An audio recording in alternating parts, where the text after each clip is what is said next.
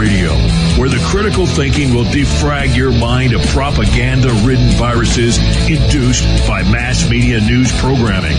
No BS here, just the facts. And now we present to you America's quintessential iconoclastic anomaly. Wow. In talk radio, your host, Joe Cristiano. Welcome, everyone, to yet another edition of Liberty Talk Radio. We are pleased this morning to have as our guest Andy Sutton. He is an economist from the Commonwealth of Pennsylvania. He is actually a dropout, and I'm proud of him for doing so.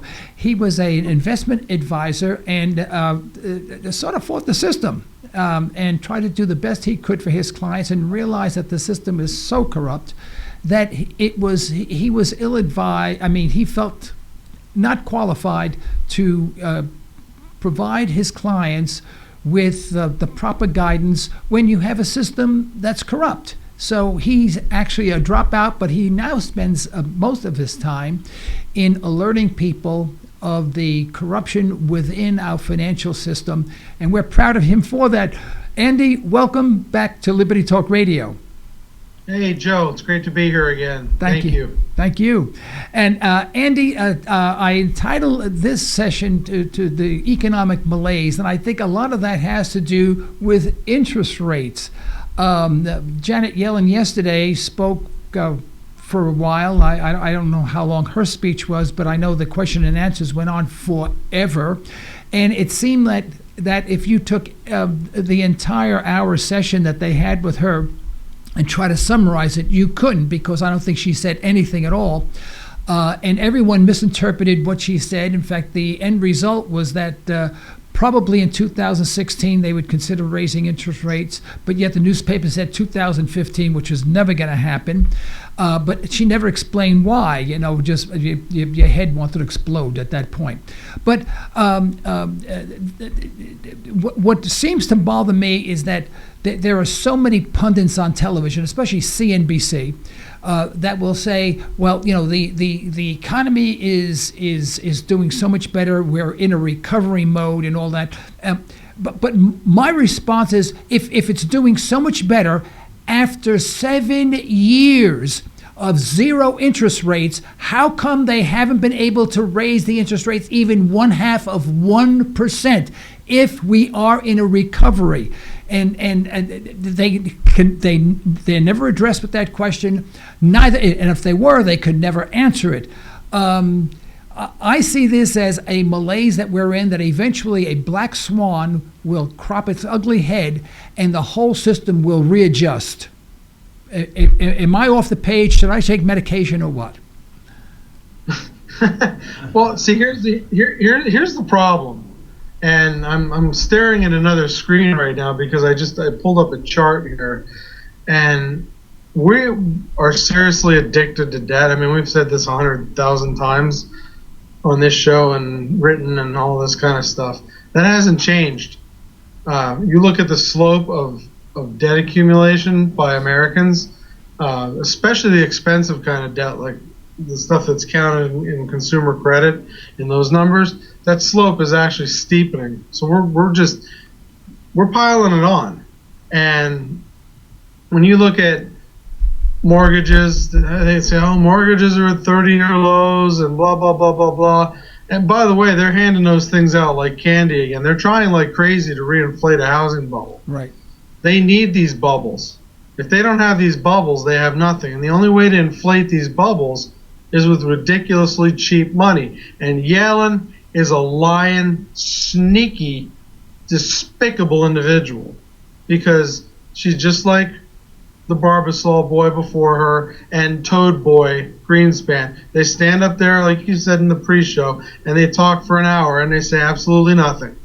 And then the great wizards on CNBC, you know, the Steve Leesmans, you know, the guy who says he's an economist and has a degree in journalism, he's a shyster, sits up there and very intelligently tells us that, oh, they're going to raise interest rates. Well, they've been saying that for 5 years now. They can't raise interest rates. They raise interest rates, the bubbles stop. That's the only way you can blow up a bubble. Look at the bond bubble. That's the biggest bubble of all. Everything's a bubble in this country. Real estate, the stock market, that's a joke. The bond market, that's another joke. Derivatives, I mean, everything is a bubble. So they want these bubbles. They need these bubbles. And the only way to do it is to fuel it with cheap money. So they're not going to be raising rates anytime soon. And it's exactly what you said. If this was such a strong economy and we were in such a fantastic recovery, why aren't rates back up to 3, 4, 5% at the overnight window? Because they can't be. Right. If mortgage rates were, if that was the case, if we went back to, like, say 2005 interest rates where the Fed funds rate was like 5.25%, 5.5%. Right. That would put mortgages in the 6 and 7% range. You know what would happen to the housing market? There wouldn't be one. That's right. Yeah. Because people can't afford it. They can barely afford, these shuck and jive subprime loans that they're starting to push again. Yeah. And so, you start talking about market level rates, they can't do it. So they have to manipulate, and that's what they do. Yeah. They crank that cheap money in and just keep doing it. So it doesn't work anymore. The program, The Profit, that's PROFIT, The Profit, with Marcus Lemonis, who goes in and saves companies and turns companies around. They had him on CNBC News, and I thought he was so refreshing because they were touting the fact that they anticipate car buying to accelerate because they are going to stretch out the loans to an average of 7 years from 6. And Marcus Lemonis said, "Stop right there." I mean, he just halted the guy right in his tracks. I mean, he actually interrupted. He said, "Stop, don't talk." He just told him. He said, "Let me tell you something about the car market." He said, "Cars on average turn over every 3 years. That means if someone has a 7-year loan, when they trade in their car they're going to be underwater on their loan. In other words, the car is going to be worth a lot less than what they owe on that loan." And he said now they have to refinance the long-term finance they had before, plus get another loan, which may be 7 or 8 years. And he says now you're looking at a mortgage on a car that depreciates ever so quickly. And he says that's your road to hell, economic hell. And but no one said that, and there was silence in the room, like, oh my God, this guy told the truth, And I was so proud. I stood there, I clapped. I said, someone finally told the rest of the story, so to speak.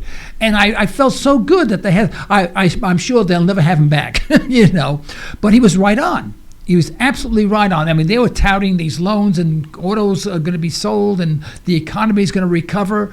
And he's looking at him like, the look on his face was like, "Are you nuts?"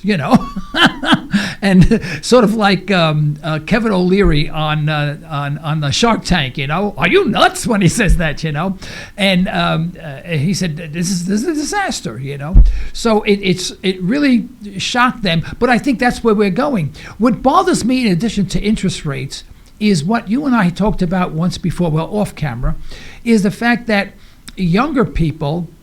We need a lot of young people. We need tons and tons of young people, a lot larger population than we have now, to support, to get to work, get good jobs, pay lots of taxes, to support all of the programs that the government is initiating, especially when it comes to Medicare, Medicaid, food stamps, all this stuff, and Social Security, obviously.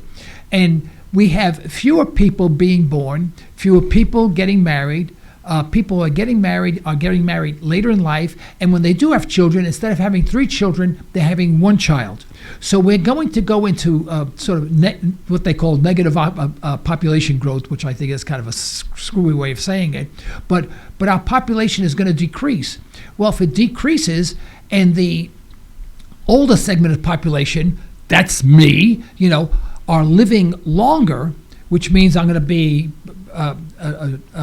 tapping into Medicaid for a longer period of time. Social Security is going to pay more for me, but there are fewer people paying in. I mean, does not the graphics in itself, just the plain old basic graphics, demographics 101, doesn't it say we're doomed? Well, yeah, that's what Lawrence Kolikoff and a bunch of other people, Alan Auerbach and I think Jokic and a couple others were on that committee back. It was like 1982. I think I was in like 6th grade. They went before Congress and talked about this whole demographic situation and the problems that Social Security and Medicare, and that's just two. I mean, they're the big ones, obviously, but just those two programs are going to face, because at that point it was more of a pre-planning funding issue. They saw the bubble with the boomers coming forward, and they saw what the planning was, or lack thereof, and they got in front of Congress. Now that's 33 years ago almost, and told them, look, if you don't do something, there's going to be major problems with that system. And all the wise guys, got up there, and that bozo, what was his name? Anyway, it doesn't matter. Got up and said, we have our own projections, and this was like back in like 2007, 2008. Social Security will be, cash positive until at least 2017, 2018. Well, when they went cash negative, it was like 2009 or 10. So, I mean, these guys have been off consistently. The system is now paying out well in excess of what it's collecting because of exactly what you described. People are living longer, and you have fewer at the bottom that are paying in. And every one of these pension systems, whether it's teacher pension systems, civil service, municipal employees, whatever the case is, they're all facing the same demographic. Yeah. You have people coming in at the bottom, and they can't support the people at the top. So guess what? These pension plans are going to be forced to basically wade into the casino more, into the stock market, and try to make the gains that they're going to need to support these things. And I already tell you how that's going to happen. Yeah. It may not even be, Joe, that you've seen a lot of stuff recently on the government changing rules with credit unions to restrict membership, and different things where the government wants to get involved in the retirement business. Let me tell you something. The United States government was in charge of stewardship of the biggest government, or the biggest retirement plan in the history of the world, and they screwed it up. Mm-hmm. Do you think they're really going to do any better with the 401s? Right. They're not. But see, the problem is we're stupid Americans. We're fat. We're lazy. We're unmotivated, except for some individuals that actually go out there and show motivation. And we're helpless. We're dumb, and we can't possibly understand any of this stuff because you have retards like Janet Yellen stand up there. And you know what? Honestly, and I love Charles Schultz, the Charlie Brown guy. When she gets up there, and it sounds like Charlie Brown's parents. Exactly. It's exactly what I hear. You're absolutely right. I never thought of that, but that's exactly what I hear. I can't follow the sentence. There's no period. I mean, it just goes on with words. Exactly. It's like an English teacher's nightmare. It's It's a 30-minute run-on sentence. Right. Exactly. And if the sky is purple on the 30th of June, and the planet X is in line with the I don't know, the quantitative easing galaxy, then we might consider raising rates. But it's all going to depend on what kind of mood Richard Fisher might be in that day. I mean, seriously, right? These people. Most of us are not that bright when it comes to this stuff, but that's part of the reason. And it's done intentionally because they don't want you to understand it. But this, like the CNBC thing with the cars, they know that there's enough people that get it that every once in a while they have to bring somebody in who's going to tell the truth. Otherwise, they don't have any credibility at all. Yeah. So that's why you get that every so often. People like us sit there and go, yeah. You tell them, and the producers are sitting back there saying, all right, well, we gave them their lightning rod for the day. Back to the propaganda hour. That's right. Yeah. Every lie contains a little bit of truth. Right. Well, there's talk recently about having a cashless society. I try to understand the logic of having a cashless society, and why would they do that? Could you help me out with that, or is that still something. Oh yeah, that's very easy. Control. See, the problem is, well, one of the problems that the government is facing now is, and it's something that people don't talk about. And there was actually a study done. I read it it was like last fall, and it was really good because it connected. It was actually in one of the Fed's publications, which was kind of interesting. It connected the underground economy and the real economy, and then it tied in the real economy with energy consumption. And it showed the relationship between real economic activity and energy consumption. Interest rates are the first indicator that we've got a stagnant economy. Energy demand is the second.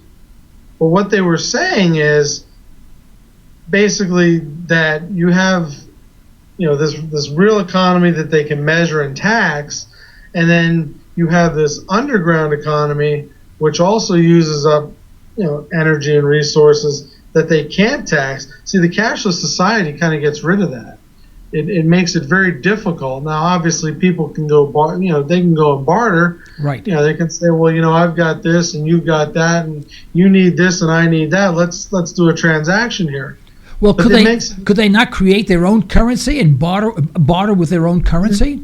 They could, but see that's when you get in trouble with, like the Liberty Dollar people. Right. They created, that's what they were basically accused of. I mean, they were, Mike Norman, the great proselyte of stupidity, called these people terrorists because they actually wanted to create a real money that's usable. And the thing is, Joe, there's no law against that. Anything can be a money.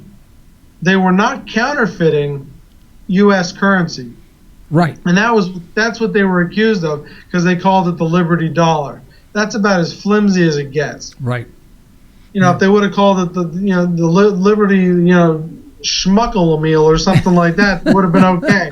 Right. But they called it right away people like this are painted by the establishment as being terrorists because they're not playing along with the game. But yeah, people could come up with their own money. They could decide to use, I don't know, they could use our own silver coins that our own mint produces. They could certainly use those. They could use anything that's deemed to be valuable. Well, in a cashless society, I mean, what if you have I know a lot of my friends, they just, when they have coins, for example, anything, they just sort of put it in a little flower pot bucket or something like that. They just save coins, for change and whatever. And some of them, you got to have these big jars. There must be $1,000 worth of coins in there. I mean, what happens to all these the pennies, nickels, dimes, quarters, $half, paper dollars? I mean, do they all go? I mean, does all this disappear? How does this work? Yeah, more than likely. I mean, the way I've been hearing is what they're looking at doing as far as implementing this is using the smartphone technology and the RFID technology to actually, you already have things where you can go through a checkout line and you can swipe your phone. Right, yeah, they have apps for that. And have your money deducted from your bank account. So you don't need to carry cash. I mean, you still have dollars per se and cents, but you don't need to carry them around with you. So what more than likely would happen is, when it gets down to that point, is what they'll do first is they'll encourage people. They'll play up the convenience. Oh, it's very convenient. Yeah, right, yeah. You don't have to carry money. You don't have to worry about an ATM. You don't have to worry about getting robbed. Just carry your phone and just swipe your phone past the holodeck box there, and your bill will be paid, and all this other kind of stuff. And there's a lot of people that are going to go for that. They're going to like that because they're lazy and they don't understand these things, and so it'll be voluntary at first. And that's already happening. You have a PayPal app on your phone and all that stuff. Oh yeah, right, now. Yeah. So it's already coming in. Yeah, I have Starbucks. So, you do that. You put your phone like that, and it deducts. Right. There's your cashless society. What happens at the end of the whole thing is they say, you know what, this is working so well, and it's so expensive to print these dollars and stamp these coins. We're just going to get rid of all that to save the taxpayer money. That's right, yeah. Just like the Fed stopped producing M3 monetary aggregates, which, by the way, can be reproduced by anybody with 10 brain cells in about 30 minutes. Yeah. But this is what will happen. And we're doing this for your benefit, and we're going to save money and lessen the burden on the taxpayer. And there'll probably be an incentive for doing it along the way too. We'll get the people, the younger folks, they like this stuff, so they'll jump on board easily. Then you get the guys like me who are like, I don't think so, and you and other folks. We're going to be like the last ones. Right. And then you have the ones in the middle where they'll say it'll be like the credit card. Well, if you use your phone, you get 15% off. Right. Or whatever. You get cash back at the end of the month. Right. From your bank for every time you swipe your phone, to buy yourself a pack of chewing gum, or something like that. So they'll incentivize it. Finally, they'll criminalize cash. That's how I see it happening. It could be different, but that seems like a logical progression. What's the dark side of doing it electronically? Well, the dark side of doing it electronically is obviously, first of all, you have no privacy. None. You can't go to... And what happens... All right, all we hear about is these hackers. They're taking down these big banks, and everybody's kind of keeping it kind of on the hush-hush. But it's happening. What happens when... one of these credit card processors, or one of the processors that's doing this, finally gets hacked and nobody can buy anything, and everybody starts running around with like chickens with their heads cut off? I mean, that's one downside. Yeah, then you never know how much money you have, because you can go into your account, it'll show zero balance. You say, hey, I had $10,000 on that. Then you have to find out where your $10,000 is, and you're broke. There's no way of recovering that at all. Yeah, and how are you supposed to mount a defense and mount a pursuit of that $10,000 when you don't have any money now? That's right. Because of a mistake. It's just, when you have cash, and hey, those paper notes are worth the paper they're printed on. Right. But they're fungible. That's right. You can hold them in your hand. So it's better than digital. Obviously, the specie currencies like gold and silver are better yet because they actually have intrinsic value. But paper versus digital, paper is better any day of the week. So that is going to be, a couple of big downsides to that whole thing. And it's going to be total control. And what is also to be noted in there is, you keep hearing this talk about, China, India, Russia, Brazil, BRICS Bank, global currency, end of the dollar, depreciation of the dollar to basically kind of wipe out some of this ridiculous debt that we owe.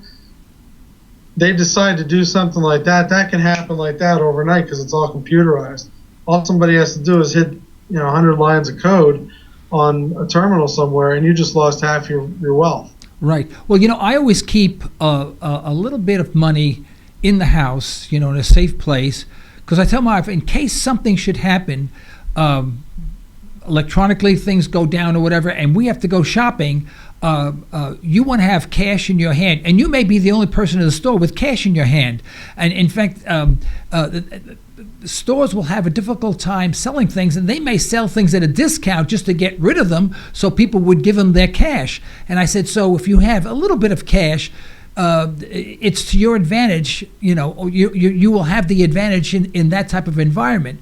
Now, that's a just in case a bad thing happens type thing, but you never want to leave yourself totally naked and just not have any cash whatsoever. So I always have a little bit of cash on the side. I said, and the way I see it is that cash will be king for a very short period of time until the government comes back and starts printing either digitally or in paper a lot of cash, and then that dollar is only worth 10 cents. So you want to, in case of a crisis, you want to take your cash and you want to buy those things of value as soon as you can, and you'll probably buying them at a discount because you'll be the only person with cash. And people, even people with means, don't have cash today. So, I mean, that's my logic. Does that make sense, or am I going down the wrong road? Yeah, it makes sense. I mean, what you see happening in a lot of these other places where there have been, say, food riots or something like that, the cash works out. The problem is the looters usually trump the cash. That's right. So right. If you can get there first, yeah, okay, the credit card processing machines are down, and we don't know when they're going to be back up because, whoever's running it just got hacked. So nobody's really buying much of anything. People will tolerate that for a while before they start to freak out. So if you're the guy that's in there, with your fistful of cash, you can do okay for a little while and then get home and sit on the front porch with lemonade and watch the fireworks, basically. Right. Yeah. That's a good point to make.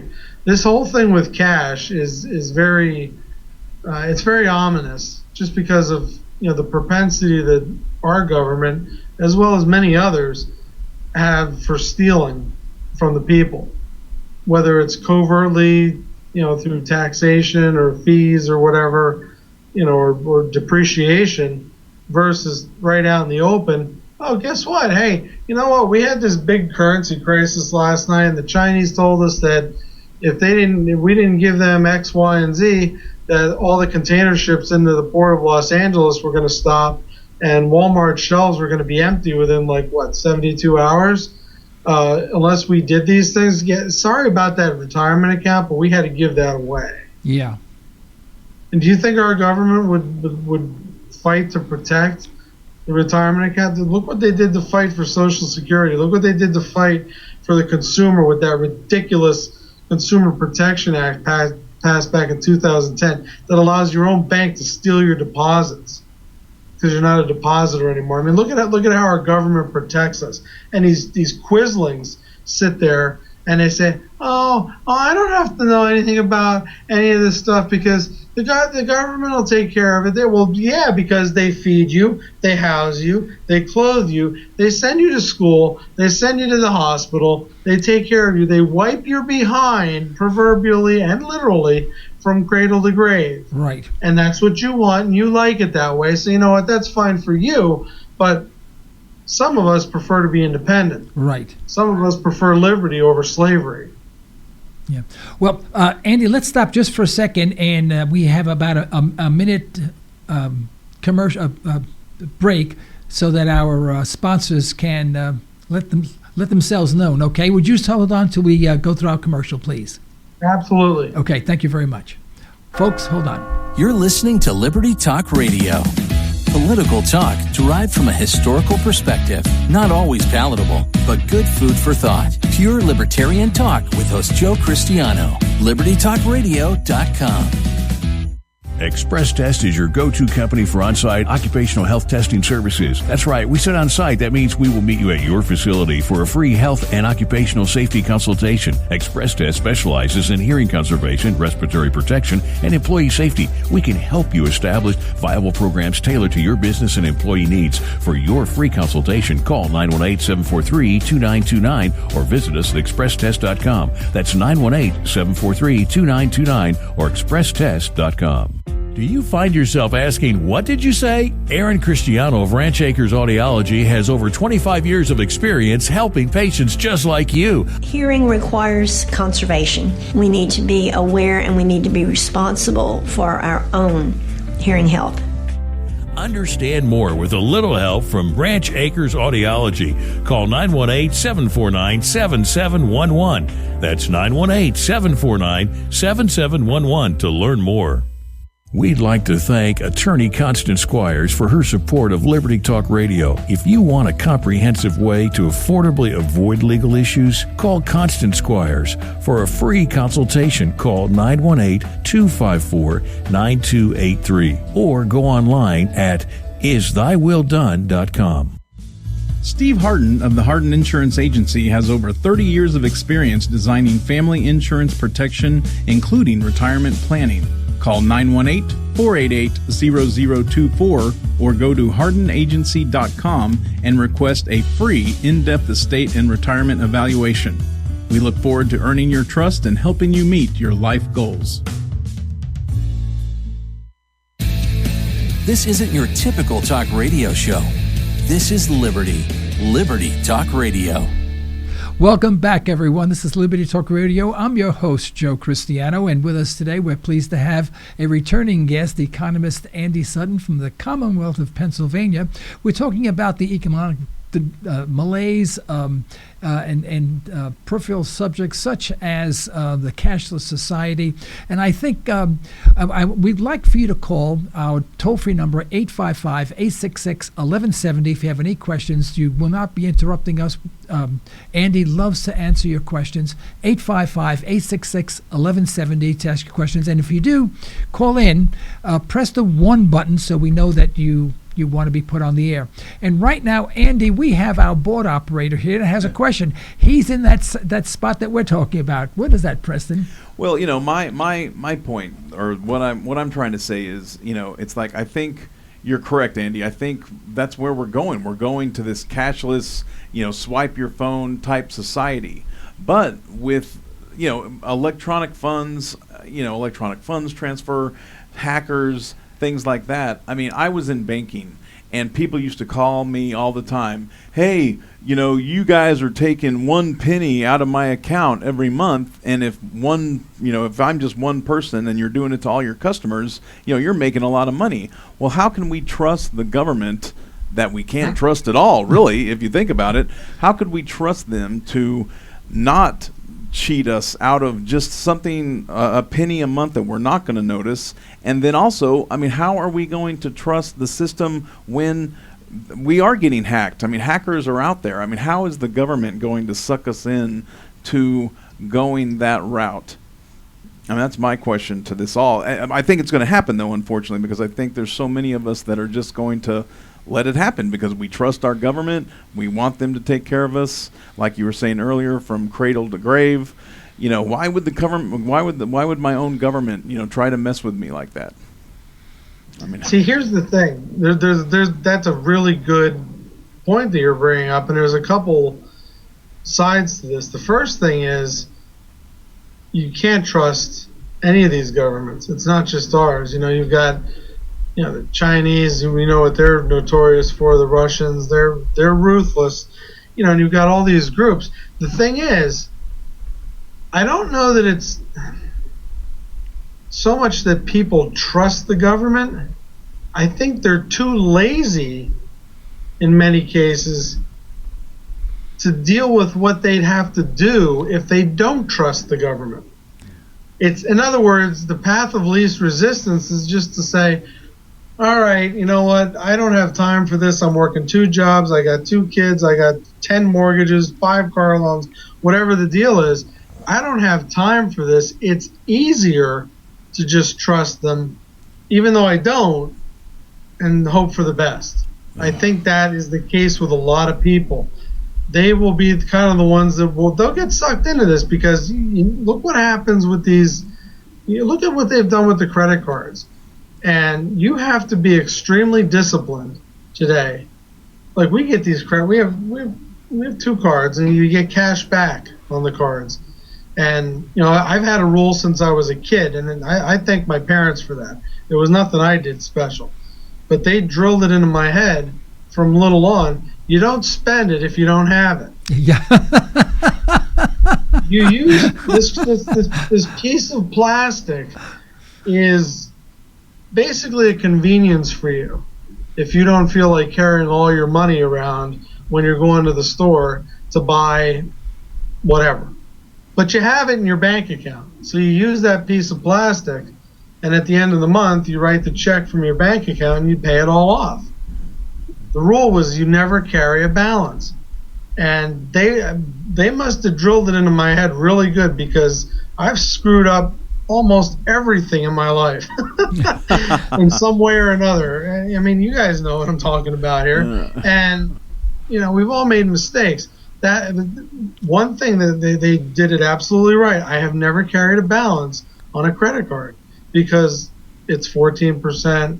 It's even 9%. They say, well, that's cheap for a credit card. Wait a second. So if I have $1,000 in balance, I have to pay $100 to you guys every year when you guys turn around and get it from these jerks at the Fed for nothing? Why should I give you $100? Why should I give you a single dollar when you get it for nothing? Why should I give you anything? So this whole idea, and this is how people have kind of gotten sucked into this. Well, we'll make it convenient. We'll get some Madison Avenue advertising firms to glamorize, if that's even a word, make it glamorous to have credit cards. And people are on vacation, they're sipping umbrella drinks and doing all these things on beaches, and everybody's running and playing with dad with the beach ball, and they call it's the Chase Freedom Card. Yeah. Wait a second. You're going to be chasing work for the next 12 months to get your freedom back because now you owe them $6,000 for your Mai Tai vacation. Right. It's one of those things. But they've made it very glamorous to be in debt. And that's exactly, Preston, what I think. And this is like a really long answer for an easy question. This is what I think they're going to do with the cashless society. They're going to make it chic. It's going to be cool. Hey, I got a cell phone. Look at my phone here. Watch this. Bing, bam, coffee. Bam. DVD player. I don't know, whatever. I don't even have to carry a wallet anymore. I just have my phone. Hey, they have a thing on my phone that's called a wallet. Mm-hmm, exactly. You see what I'm saying? It's going to be cool. So you're going to get a whole bunch of people that are going to want to do this because they think it's cool. Then you're going to get a bunch of people that are like, not so sure. They're the ones that will be incentivized. Right. Hey, we'll give you 5% cash back on all your swipes. I can hear that, and that'll get a bunch of people in because it worked with the credit cards.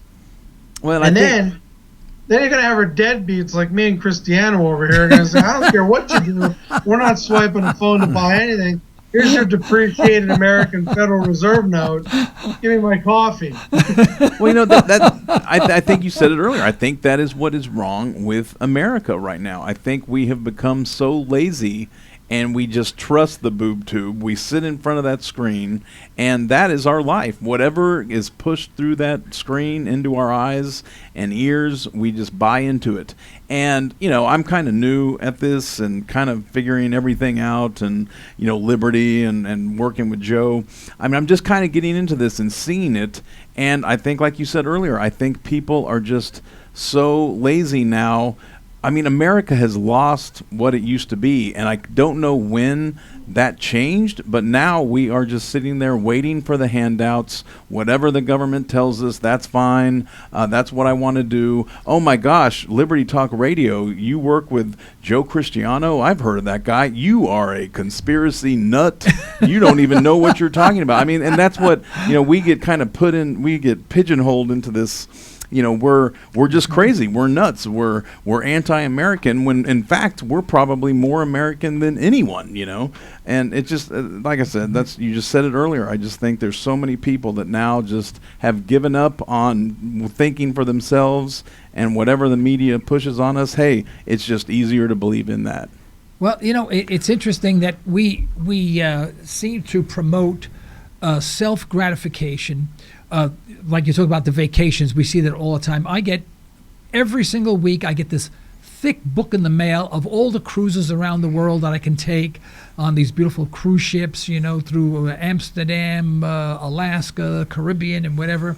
I don't even look at them. I just throw them. It's a tremendous waste of money. But they send this thing out about once a week. I get a big book, must be about 25 pages long. And it's all about consuming, but you never hear anything about production. No one talks about producing. They talk about the government providing and consumption. And production is out the window. And if you produce something, you're taxed. You're the bad guy. You're a slave driver. I mean, it's amazing that production is no longer part of our dialogue. It's only about consumption and credit. And to me, it's not sustainable. I don't think we have a sustainable society, and I think we're literally doomed. I know it sounds like doomsday, and I'm sounding like doomsday, but it doesn't seem like we can sustain what we are doing now. This is not possible. You can't consume without production. If you look back in the turn of the century of 1900, people were obsessed with producing. They didn't consume anything. If you went to the store and you needed to get some ham, you got your 2 very thin slices of ham and you paid your 3 cents and you came home and you made 2 sandwiches. I mean, the consumption was not in the dialogue at all. It was, how do I produce? How do I get something done? How do I make things? How do I generate income? How do I generate wealth? That's all out the window. That's all for wealth is for people that you see on television. It's not for you anymore. But see, the thing, then that's exactly why, to compare the schools of thought here, and I hope this helps Preston, that's where the Austrian school, that's what that's based on, what you just said. I'm going to produce. I'm going to not deprive myself maybe, but yeah, to a certain extent, deprive myself of consumption, forego consumption for the purposes of generating capital. That's real capital. You go to work, you make, two baskets of potatoes, you eat one, and you take the other one and lend it to somebody so that they can start a potato farm next year with the seed. You just made an investment. Right. That is a capital investment. Because that originated from production and foregoing of consumption. That capital is basically the production minus consumption. Whatever's left, that's your honest, true capital. And what we've just done in this country, like you just said, we've destroyed the pool of real capital. It keeps getting smaller and smaller and smaller because we overconsume constantly. Just look at these debt numbers. And that's just talking about paper money, not about anything else. So we overconsume, so we've destroyed that real capital pool, and now it's just all funny money. But, getting back to what you guys said, and I think, Joe, you've probably heard of this. It's the economic / sociological construct. It's called Maslow's hierarchy of needs. Right. And I'm gonna read this. There's 5 levels here. I'm gonna read them off real quick. And basically, this is the order in which a normal individual takes care of things. And you guys see if you can see where the problem is, and I'm sure you'll be able to. The most basic level is physiological, and that's things like breathing, food, water, sleep, homeostasis, basically biological, hunky-dory, that kind of stuff. So that's the first level that we got to take care of. So we got to eat, we got to drink, we want to have a roof over your head. The second one is safety, and that's security of body, employment, security of resources, family, health, property, the security and safety of those things. So we're going to look out for our body first and take care of that, and then we're going to go right to the things around us, our families, our homes, property, that kind of stuff. Then, once those 2 levels are fulfilled, once all that's taken care of, now we go into love and belonging. We look at friends, family, building intimate relationships, these types of things. The next one after that is self-esteem. So we do things to try to bolster our self-esteem. And then the final one is self-actualization, where there's the Andy that I envision out here. He's riding down the highway at 120 miles an hour on the 1200cc sport bike, and he's got the big boat, and I don't have that, but that's that phase of things. The hot rod in the garage, that kind of thing. You can see where we're messed up because you have so many people that are all the way at the top here. They want to have, and I live amongst this literally. We live amongst people that live in squalor, but they'll have a $50,000 truck sitting in the driveway. Right. Their pyramid is flipped. Exactly. They're starting out at the top. They want the boat and the 1200cc bike. Right. They want to skip. They want to skip all these other building blocks, and this is why, and this was, Maslow. This theory was never proven. But it makes a lot of sense when you think about it. But look at that bottom level, and even the second level, the physiological. Look at all the people that are being taken care of by somebody else. Right. I did something. You'll get a kick out of this. I don't know if I told you this last month. We did the tax thing here back in April. So I put all my stuff in, blah, blah, blah, blah, blah, printed everything out. And then I went to that thing on page 1 where it has dependents. and I had my kid on there, right? And I crossed that number out and I initialed it and I dated it, and then I wrote 109,365,000 because I'm a taxpayer, and that's the number of people that receive the food stamps and the welfare because they're depending on me and you. Very good. I wrote them in as my dependents. Wow. Now, if I'd have put that number in and let the computer calculate it out, I probably would have gotten a refund big enough to pay off the national debt. But you see what I'm saying here? When you take these bottom levels and you take that away from the person and you give it to somebody else, you know what you're doing? You're stealing their identity. Right. They don't know who they are even. Right. Forget about motorcycles, and yes, some of them have that stuff. You know, how they have it and drive nicer vehicles than we do is beyond me when everything is provided to them by the government. But this whole thing's gotten flipped on its head.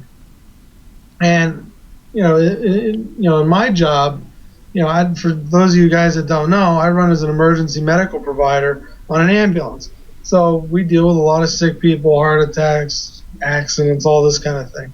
And I will be honest and say that at least 4/5 of the people that I encounter are either disabled, most with no good reason, or they're on some kind of government health assistance or medical assistance, Section 8 housing, right, and the list goes on and on. And granted, there's lots of other people around this area. There is some affluence in the area where we live, but it's this slice, this microcosm. And I have a friend who's a provider back in Allentown, does basically the same thing. The urban rates of this kind of thing are exactly the same as we are here in rural America. This is everywhere. Yes, it's not just that's an right. urban problem anymore, and that's a big myth.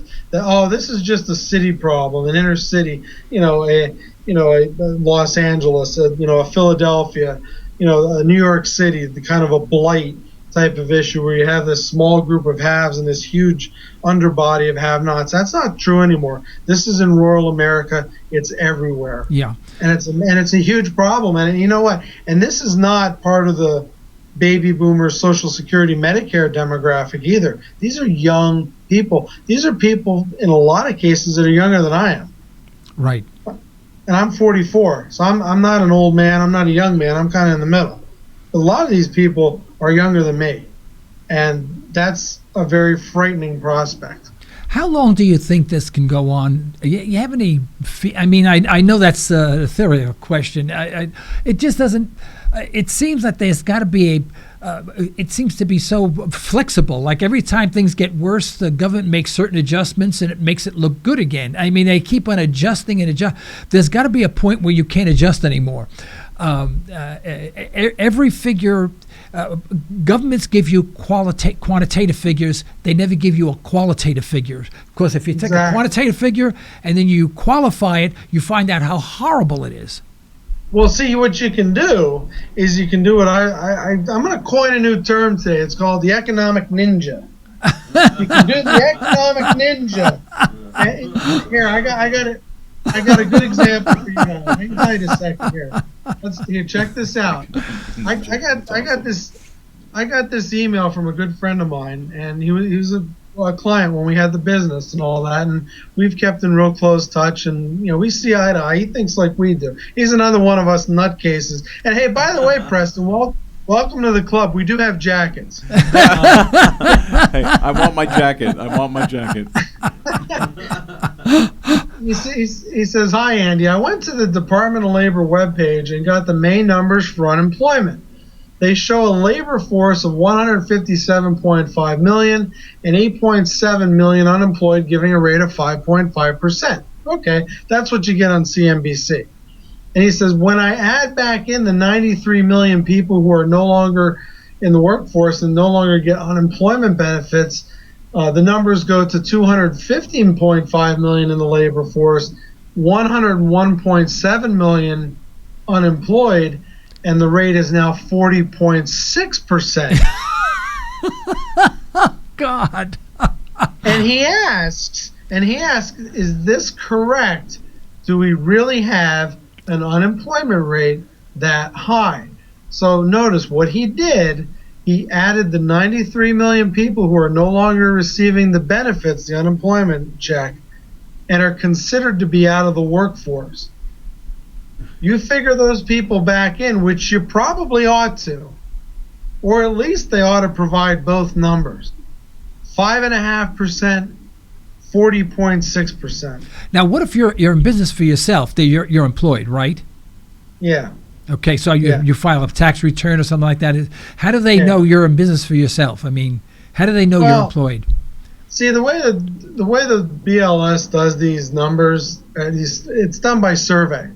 They'll survey 5,000 businesses and 5,000 households, and it's supposed to be random. I don't know a single person who's ever gotten a call, but that doesn't mean anything because there's a lot of people and there's a lot of businesses. So I mean, it's very possible that that's the case.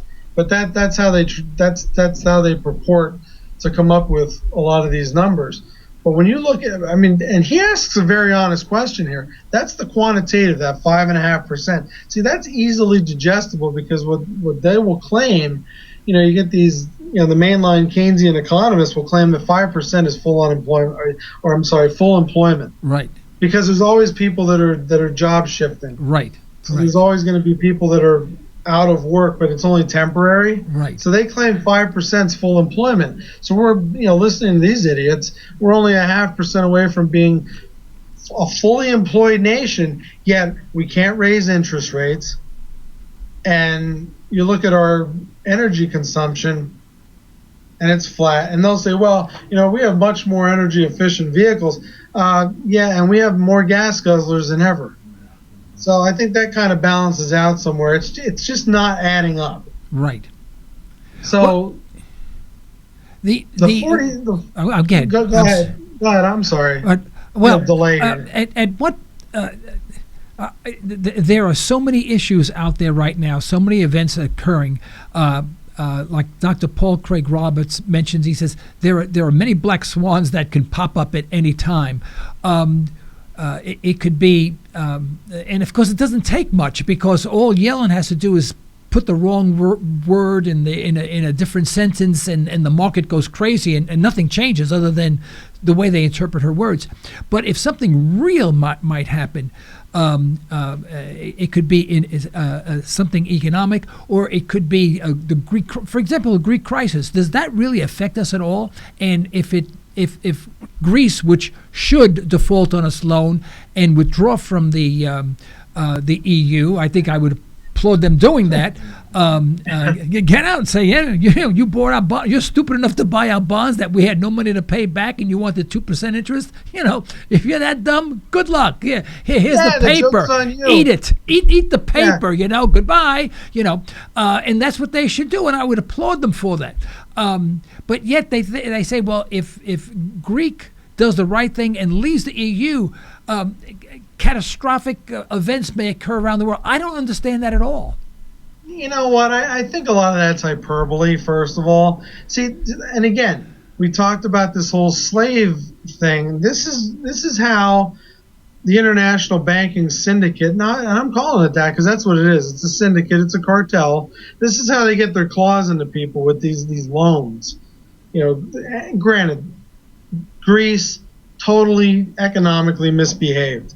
They shot themselves in the foot repeatedly. Their feet look like Swiss cheese. All right, they did stupid. But here's the thing: they did the same stupid stuff that we do right here. That's right. Yeah, they're just a little bit further advanced. That's all. But here's the thing, though: they became subservient to an external central bank. Right. Here's the thing that people need to understand in this country. We are subservient to an external central bank. That's right, the Federal Reserve. This is where the conspiracy stuff comes out, by the way, Preston. That Federal Reserve is not U.S. government. Right.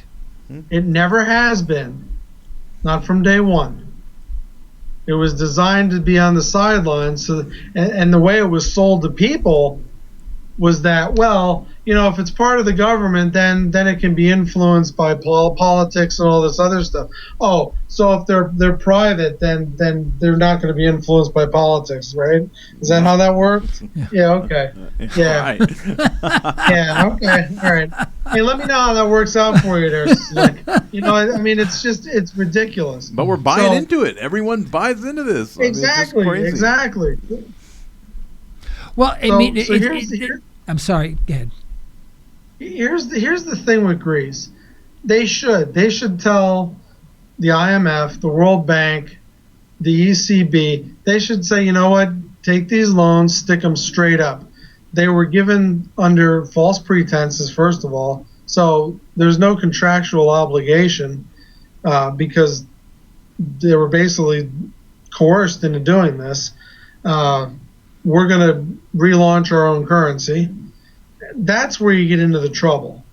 When you start trying to, it's not so much them getting out, it's them making that separation and then coming up to speed with their own currency. Because now, what's the trading going to be? What's the exchange rate going to be? What's the alignment? And this is where they'll get screwed if they do this. Because if we can fix the LIBOR and get away with it by paying a penny ante fine, that as soon as Greece introduces a new currency or even brings back the old one, they're going to get creamed because that'll get fixed. So that's kind of where the downside is of them exercising freedom. If they had it, and this is where they'd have some real freedom, if they had gold to back it or silver or something like that, where they could even issue coin and use that as currency, they would do okay. China would accept gold in payment for goods, but the problem is, again, we're back to the Austrian versus Keynesian school. What do the Greeks actually produce? Yeah. So even if they had these gold stores, tourism is the only thing they really have. Yeah, exactly. So say they had some gold stores and they decided to, silver stores, they decided to mint small tokens and use those as money. Well, if you don't have a way to replenish that by production, eventually it's going to run out. So this is the problem. When you don't produce, you don't get to consume in the long run. Nobody pays attention in the long run. We're all worried about 2015 and getting to 2016 because, we have an election coming up and we're going to have to elect another retard to stand up and tell us that everything's great. Yeah. And, that's another whole thing. And you talk about that ad nauseum, and you should, because people still don't get it. So obviously you need to put ad nauseum on steroids. Right. Go Hillary. Yay! Yes, as Gerald Celente would said, Hitlery. Now she wants to improve the education system by making community colleges free, and that would really solve some of our problems, wouldn't it? Oh, God. Hey, let's just make everything free. Everything is free, right? No, it's amazing when they say that, and they say it's free. They said, "Well, Hitlery, will you be taking your time to teach a history class or a math class? Will you be dedicating taking 10 hours a week and in a classroom? Will you be doing that for free and not be taking not even a cup of coffee from anyone? You just be doing it, driving your own car, your own gasoline, getting there, buying your own lunch, and then giving a free lecture." And a free lunch. But the thing is, no one asks that question. They say, well, it's free. Who's going to do it for free? Well, the government's going to pay for it, but the government's broke. And the only place the government can get it is through the people. I got a perfect syllabus for her. She can teach Marxism 101. She can teach, philandering 101. She can teach real estate 101. That's right. She's an expert in those areas. Why not? There's a whole bunch of classes that she could teach for free. It's such a joke. It's like, we have a problem, so we're going to declare a war on it. And this is how this dumb country works. And that means that we're going to throw billions and tens and hundreds of billions of dollars at this problem, and it's going to be even worse than when we started. But all these guys along the side, they're going to get really rich. Right. And that's how we people get solve rich. problems. Yeah, that's how you have the super rich and the poor, and everyone else who's poor. Well, Andy, we've chewed up another very good hour. Yeah, happily. And we had a lot of fun. I hope our listeners enjoyed it. I'd like to give you the next 30 seconds or so to promote what you're doing and how people can reach you. I'll be honest. All the satire aside, and you and I, we understand we do this to stay sane. But for the people that are out there listening, it doesn't really get much more serious than this. Right. These are real problems. They're real situations, and that light at the end of the tunnel, it's either going to be because you took the bull by the horns and are dealing with things on your own, or it's going to be a freight train. You still have a choice. A lot of people still have a choice. As late in the day as things are, there's a lot of people that still have some say in how this works out for them. And what I'm trying to do, and you need to get after me more, is to make people aware of these things. And since it's raining here in Pennsylvania today and the grass isn't going to get cut, and I actually have a day off, I will be writing today. Okay, great. I miss your my 2 cents comments. Yeah, I really do. So do I. I miss doing it. I've been working a lot of hours, and it's been, I've got those 109,365,000 dependents to take care of, as do you. That's right. We have to work a lot of hours for that. You can reach me. Sutton-associates.net is still there. There's a contact form in there. You can go to andysutton.com. That'll get you there too. I've tried to keep the domains the same so that the links don't break and all that kind of good stuff. But there's a bunch of information on there. But like I said, today's going to be a writing day, so I think I'm going to brew up a cup of coffee or maybe a pot and get started here and see what we can get out here by the end of the day. That's great, Andy. I hope you will accept that invitation to return the third Thursday of next month again.